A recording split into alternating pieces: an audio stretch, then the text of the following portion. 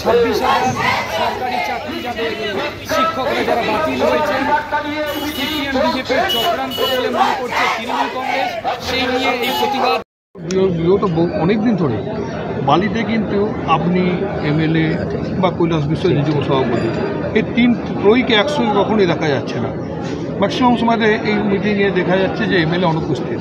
এর কি কোনো নির্দিষ্ট কারণ আছে? আমি বলিনি, নিন্দুকেরা কিন্তু বলছে একটা ফ্র্যাকশন হয়েছে। বলছিস, আমি বলছি যে দেখ, এইটা হচ্ছে পুরো প্রফেশনাল নয়, এটা জীবনের জন্য। আমাকে আজকে কালকে আমি এসেছি দিল্লি থেকে, কৈলাস আমাকে একটা মিষ্টি ওই বিয়ে বাড়িতে দেখেছিলাম না কোথাও একটা, সেইখানেও বলতে আমি চলে এলাম।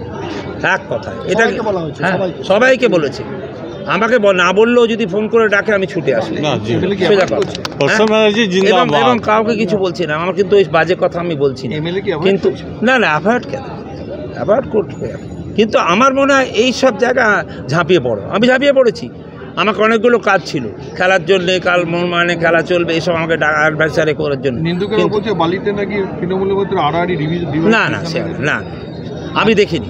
আমার ইলেকশনে দুর্দান্ত গেছে, কল্যাণ থেকে আরম্ভ করে যারা যারা পিছনে আমার সবাই মিলে, সব ভাইরা মিলে করে দিয়েছে।